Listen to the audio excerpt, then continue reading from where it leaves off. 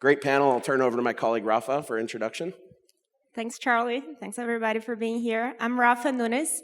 I lead digital innovation for CMA CGM North America, and my team is in charge of bringing innovation pretty much through startups to the company and unlocking the value of those startups to deliver value for CMA CGM North America. Good morning, Todd Greener. I'm the SVP of Supply Chain at Foot Locker. Been with the company for about 4 years, and my team manages all of the omni fulfillment, distribution centers globally, and transportation globally. So, hey, good morning, everyone. I'm Dhruv Saxena. I'm the founder CEO of ShipBob. At ShipBob, we have close to 7,000 e-commerce, small to mid-sized brands who use us every single day, and we help these brands get access to best-in-class logistics. Yeah, so great panel. We've got representative from the third largest steamship line in the world, a major brand and retailer, and then a recently coined unicorn 3PL. So congratulations on that. And thank you. My go-to icebreaker is I like to get a new pair of Jordans anytime I do these things, so I'm happy to report these are brand new. I thought for sure I was going to have the best shoes on the stage without even thinking that the guy from Foot Locker would probably kick my ass, so that obviously happened, so well done, Todd. It's a good try, though. Yeah. I like the Jordan ones. These are fresh drops, man, and so I thought for sure, but you win. Fair enough. So let's get right into this. I think one of the biggest challenges in that large corporate brands are telling us on a regular basis that they're dealing with is how do you find and vet these technology providers? And I'll tell you as firsthand as a multi-time founder, the venture capital markets and all your advisors and everybody in your network is saying, hey, punch above your weight class, fake it till you make it. And so startups are constantly coming to people and asking for time and telling them their brand, their broad visions for their products and their aspirational ideas of what they want to do in the future. But oftentimes that turns into a waste of time for some of the people on this stage. So I wanted to start off with Rafa and just ask, broadly speaking, how do you prioritize the idea or the problem that you're going to go after? And then once you engage with a cohort of startups that are working in that field, how do you vet them? Thanks, Charlie. First, I just want to let everybody know I didn't get the memo about the sneakers, right? I clearly didn't get. Maybe I'll have to go to Foot Locker. But talking about startups and the way we kind of engage with them, vet them, I think the first thing we do is not necessarily looking to the tech market, to the startups, but look internally in what CMA CGM wants to achieve with technology, with innovation, right? So, and that goes from the strategic goals of the company, what do we want to achieve long term, but also the real short term pain points that our customers have, that our employees have to deliver the experience to the customer that we can solve with technology. And then is where we kind of go to the market, but with those pain points in mind for us to solve, right? And I think in CMA CGM, we are very fortunate to be a partner in ZEBOX. So in this journey, I think ZEBOX helped us a lot, not only understanding the partner's pain points, but finding the solutions, helping us sourcing those solutions that are ready to solve our problems or to co-create solutions with us, but also mature enough to do business with a big corporation, let's put it this way. So it's pretty good to have ZEBOX being this bridge, because it really helps to translate those very different languages of a young entrepreneur, like a young startup with a big corporation with different goals, but a lot of things to build together. Yeah, I think this is a great point. When you're in the startup and you're trying to sell to the large corporate, you're just selling and selling and selling and selling, and you're trying to get your product in the door. And oftentimes those cycles become unproductive, and as a founder, you never know why. You never get the feedback as to where you failed or how you failed. So one of the things that we do as ZEBOX is we look for companies who have a great founding team. Like the solo founder is a much better fit for an earlier stage program, an incubator more so than an accelerator. We also look for companies that have secured some external capital, whether they're bootstrapping off of the proceeds from their founder's last project, whether they've secured some angel investment or some institutional capital. And then third, we look for a mature product that's already serving the needs of a like customer in the market, so that we could say, hey, look, this company has a great team, they're well-financed, they're not going to go away tomorrow, and they're already working with other marquee customers in the space. And that generally brings a little bit of credibility. But I want to kick this one also over to you, Todd, because you shared with us a really interesting framework that you've developed inside of Foot Locker that sounds like it comes from like years of experience of trying and, you know, maybe not being as successful or maybe finding success and identifying those attributes. So walk us through how you and your team have kind of created a little bit of a skunk works, a little bit of like a project team in terms of like how do you find the idea, you know, where do you source a startup, and then how do you ultimately make sure that you're hearing enough good ideas before you make a selection? Yeah, we certainly struggled for a lot of years. You know, we're a large retailer with you know, a big global footprint, and we have a lot of tech debt that's been accumulated over the years. So you know, there's very much a big focus on foundation and destination architecture and sort of the multi-year journey on core ERP and some of the foundational supply chain platforms like WM, TM, order management, et cetera. But you know, in parallel with that, you know, we've tried to really find bolt-on ideas that can really accelerate and leapfrog our performance.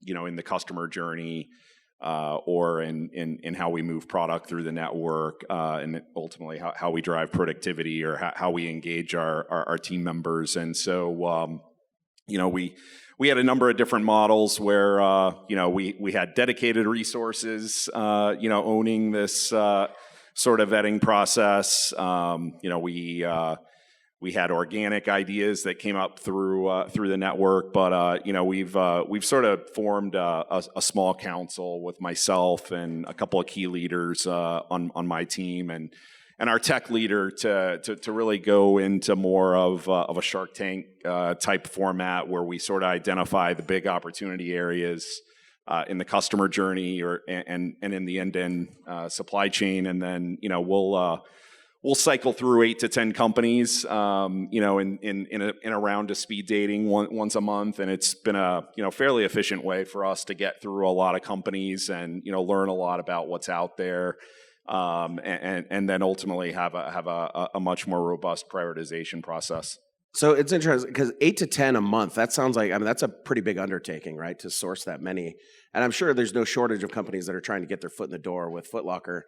Do you find like with 8 to 10 startups pitching on a monthly basis, like, are they all good? Or like, is there a bunch of bad ones in there? Well, you know, I think it took us a little bit to define the right format. You know, Shark Tank doesn't do a very good job of saying, "Hey, here's how you should spend 5 minutes or 10 minutes." So we've gotten a little more directive in terms of you know, how to best use the 15 minutes for each company. But yeah, you know, I think you know, pitching to a large company like us is very different than you know, maybe pitching to a group of investors or internal resources. So I think you know, I think we've certainly evolved in terms of here's what we want to see, and, you know, prepping the companies and the people that come in. But you know, I think companies have some work to do on that elevator speech as well. Yeah, I think that's one thing that I hear from the large corporates again and again is that these startups come in and they're pitching almost as if they're pitching to a venture capitalist. And, you know, one of the things that I coach founders on is you've got to have a different story for a prospect than you do for a venture capitalist, and then you do for like your mother-in-law Thanksgiving dinner, right? You have to have a story that can kind of, you know, resonate with all of these people. And it sounds like, you know, you guys have started to build your own internal framework for separating the wheat from the chaff on that. So kudos. I just thought that the group could benefit from understanding that, you know, through the iterative cycle, you've been able to put something in place that's working for you. And I'm just kind of curious, like a show of hands of people in the audience, like, has anybody participated in a demo day, like whether it's an accelerator, an incubator, like, you know, whether you've pitched, or certainly from the corporate side or the brands, have you guys ever watched those? Like, I'm asking because it seems like people really like Shark Tank style, line them up, listen to them. And I've never worked inside of a large company until I started working at ZEBOX, and I find that my colleagues really like sign up for that when we put those out there. So I just think that that's something that for the startups in the room is if you get the opportunity to pitch to these large corporates, tailor that message.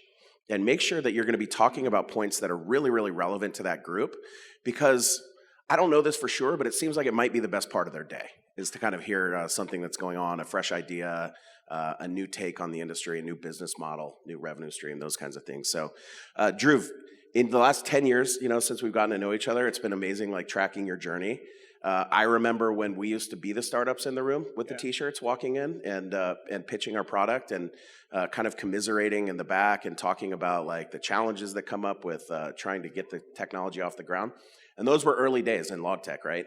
So it's awesome to now, to see you here be a unicorn. I'm sure you guys get pitched all the time. So what does that dichotomy look like for you, having been on both sides, and what are some of the learnings that you could share?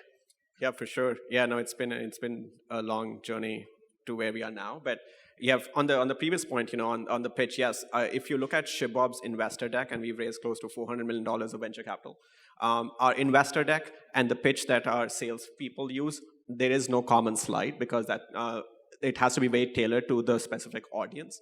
And then on the vendors who pitch us, and even when we are pitching to our brands, I think a framework which we often tell inside to our product and engineering teams is, you could either be a painkiller or you can be a vitamin. Like those are the two types of medicines, right?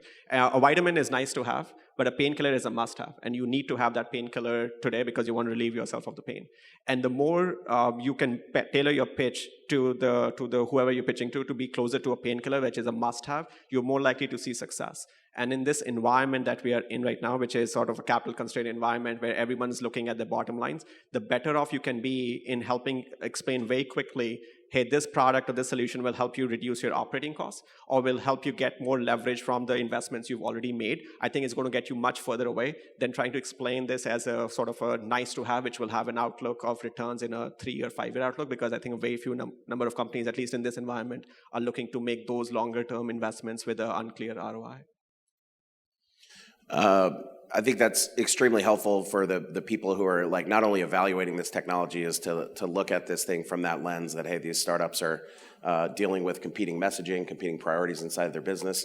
They're driving the car 60 miles an hour while changing the oil and the tires at the same time.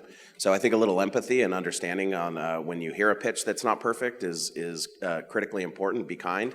But I also think that it's incumbent on people to come in when you do get an audience. That's a very expensive meeting for the large corporations to bring 3, 4, 5, 6, 10 people together. So to be mindful of that, I think is critically important. So I want to get right into that topic and then kind of zoom out and take a step back quickly, because we're coming up to an inflection point in the industry whereby 10 years ago, really the only way to bring new technology forward in the industry as a disruptor was largely through becoming a tech-enabled service provider.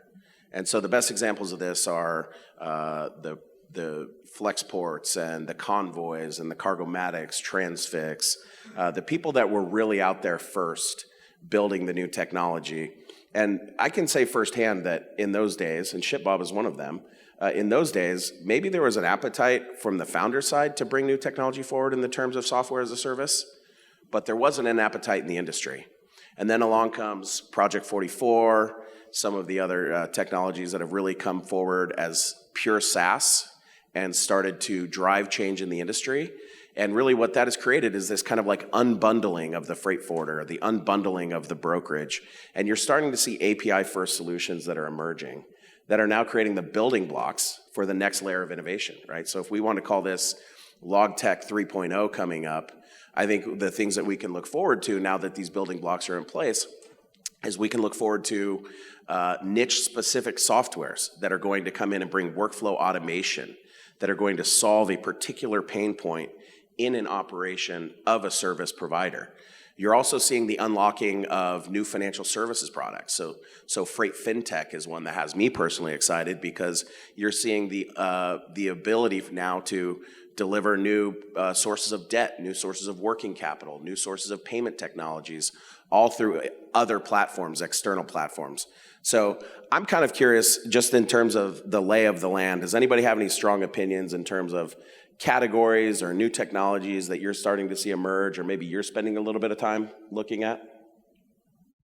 Maybe I'll kick. So we serve, a large number of these direct-to-consumer e-commerce brands, and so I'll take a brand's lens view on it. So when we speak to these brands, if you look at their tech stack, They are using maybe like Shopify or WooCommerce for their storefront platform.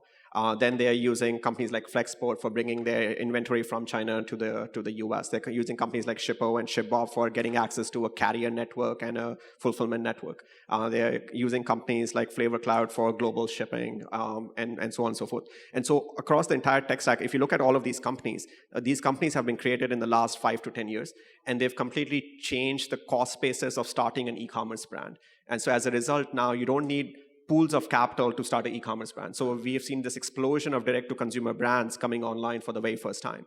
And as these brands continue to grow and innovate, because they're not tied to the old ways of doing business, they're constantly pushing companies like us and new ones to innovate as well. And so that means now there's an opportunity for this massive pool of direct-to-consumer brands who've gotten started, for companies to get started to service their emerging needs, because these brands are sort of dictating and they're moving so quickly that their needs are evolving very quickly, and that creates an opportunity for a new breed of startups in all of those verticals that I described. And companies like ours or Flexport or Convoys and others of the world, if we can't innovate fast enough, we'll get left behind. So there's an immense pressure even for companies like ours who, in quote unquote, would have sort of made it to constantly innovate, because this market is very, very dynamic.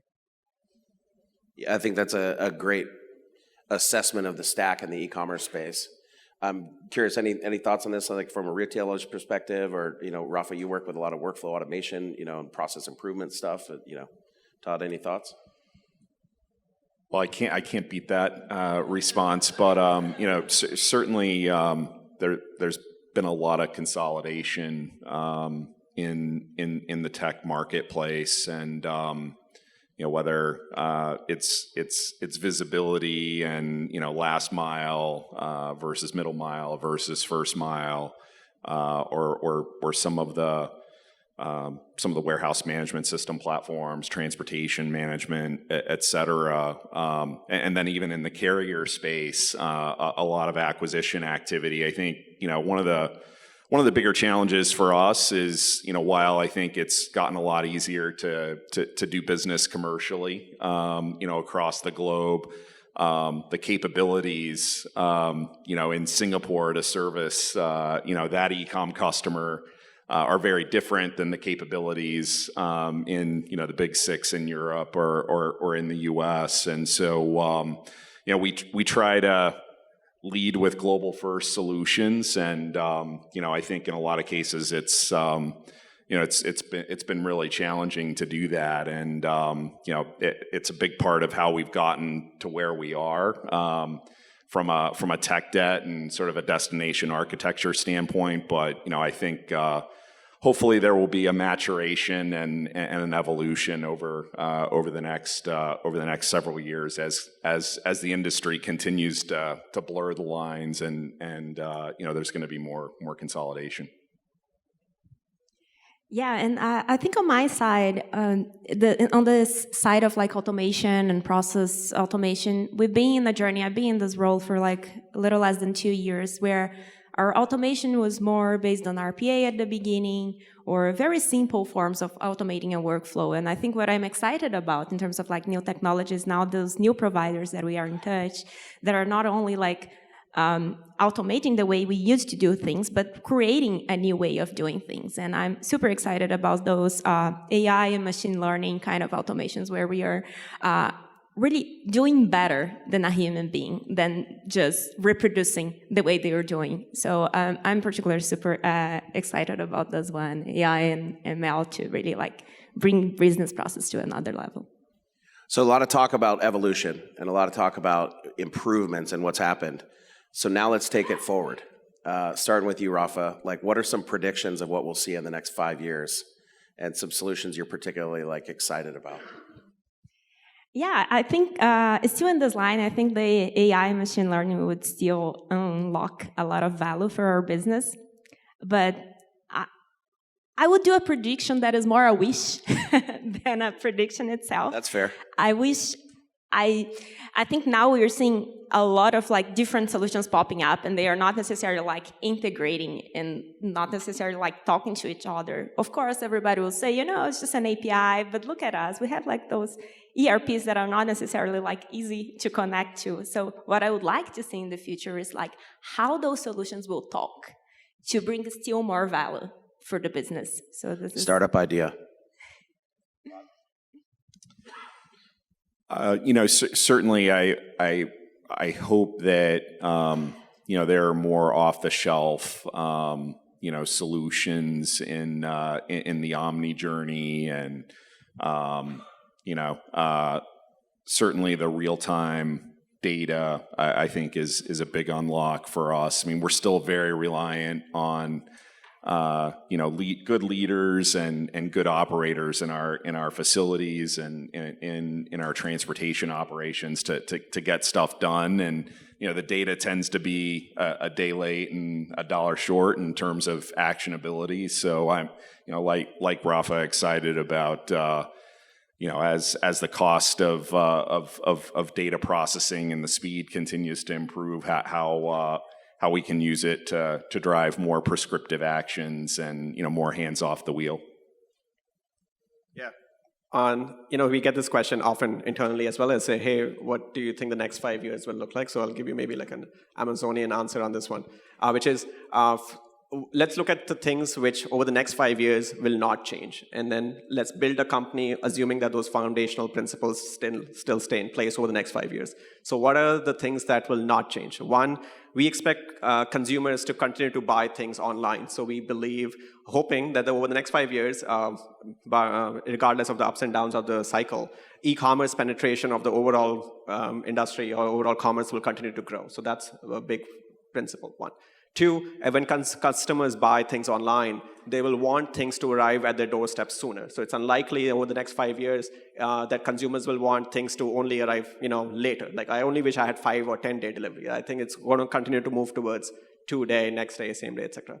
And third, it's unlikely that shoppers will want to pay more for shipping. So it's very likely in the future that customers and shoppers will continue to demand from brands that I want access to free shipping, or I want access to fast and free shipping, right?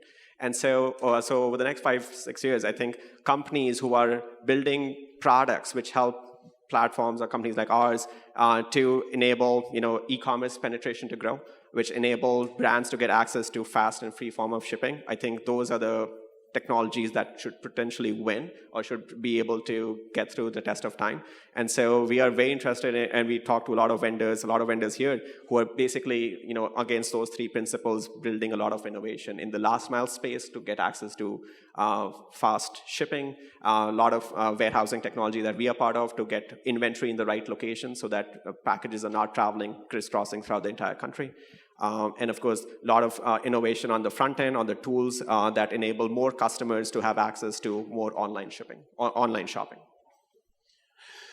So that's a lot, and I agree with everything that you're saying here. And I think that yesterday's fast is today's normal.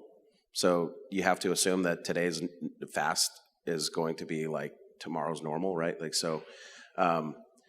I'm curious, and we didn't rehearse this one, but if you were to refound the company today, what would be some of the key trends or pillars of ShipBob that you would be looking at if you had to start over again? Well, it's always dangerous to look back because you'll always have made the right decision sooner. So the things that I think we would have done a lot quicker is, one, we underestimated how these brands want a global audience for their products. And so brands today, very early in their life cycle, are now going global. And so we have brands who are less than 3 years old who already have customers and inventory in UK, in Australia, in Canada, and Europe. And more larger brands would have taken a much longer time before they could expand globally. So that's one. We would have started off with a global footprint, right, almost from day one. Two, I think we're doing something creative with freight companies like Flexport. We would have tried to do that much sooner because customers and brands, again, want a much more seamless movement of inventory from their offshore manufacturing all the way to wherever in the country their warehouses are. So we would have probably prioritized that a lot sooner. It's not just like e-commerce fulfillment. You have to look at the entire stack from manufacturing all the way to the doorstep of the customer, and how can you bring in a lot of transparency, visibility, and allow brands to have better, inventory turns, etc. Like that's a result of collaboration across so many different companies in this ecosystem. We would have probably prioritized that somewhere. Yeah, so it seems like that kind of goes to that trend that we were talking about, that 10 years ago, you kind of had to be the tech-enabled service provider to do something new and innovative, but now it's about collaboration, connectivity, and co-opetition. So I think that's fantastic. So one quick question for Todd and Rafa that I'd be curious, just for the benefit of the group, and then we could open it up for a couple of questions. I guess we do have some questions, so we should probably jump into that, I guess. I'll have to save it. I could go on with you guys forever. So my friend Miles at CargoLogic, thanks for being here, Miles. Good to see you, man. What are the key elements in your perspective to setting up a successful proof of concept? We actually had that on the agenda, so that's a great lead in, and I did not cue that with him. So tips on how to approach this POC with larger corporates. So Rafa, this is your world. This is what you do all day, every day. I would love to hear your thoughts. Sure, I can take this one. I think on the proof of concept, a key element that sometimes it should be obvious, but sometimes we kind of forget about that. We're so excited about the solution, is having very clear what is the problem that I'm trying to solve and what I'm trying to prove, right? Am I trying to prove a concept, right? That what that technology, a concept that technology works that way? Or am I trying to prove a value, right? That by doing that, I can generate that much revenue. I can save as much money, right? So have those clear success criteria. I think that is essential. And then what am I doing next, right? After this proof of concept, then should I move to a little bit larger scale pilot? Or should I already go to the deployment, right? I think as a large corporation, as a startup, we have to have very clear, and we need to be very transparent in what we are doing next.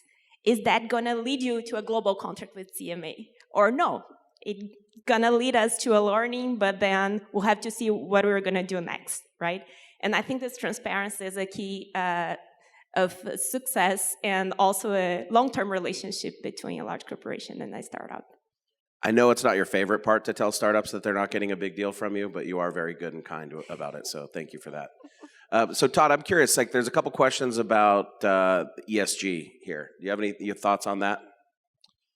It's a huge priority.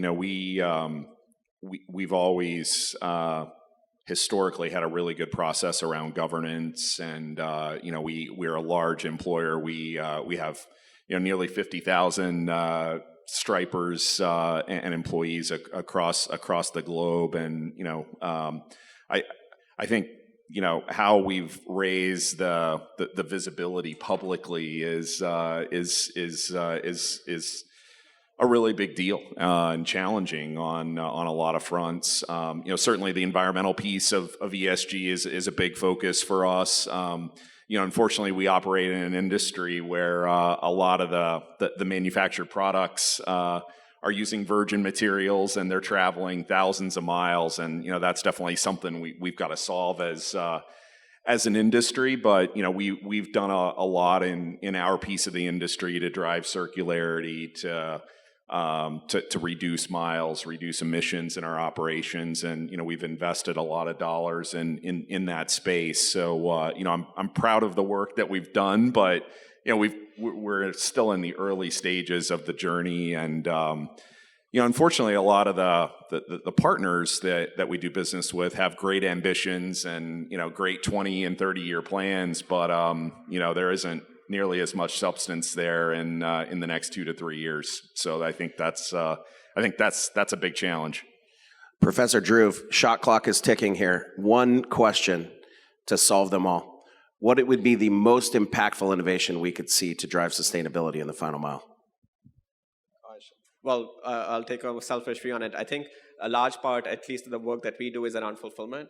And if we can reduce these cross-zone shipments, because a lot of fuel, etc., is spent in just literally taking packages from California to the Northeast or New York, for example. If we can get better on prediction and demand-supply planning, we can just have inventory at the right location at the right time, so that we don't have these packages crossing through our entire country, because we have inventory at the right location. So I think that by itself is a massive challenge itself. But if you can get there, it can help reduce your emissions from the fuel, and can have a massive impact, without really radically changing anything at all, simply by better forecasting. You heard it here first, Drew's predictions for sustainability and fulfillment. So thank you all for joining. Hope to see you guys around the show, and you guys enjoy Vegas.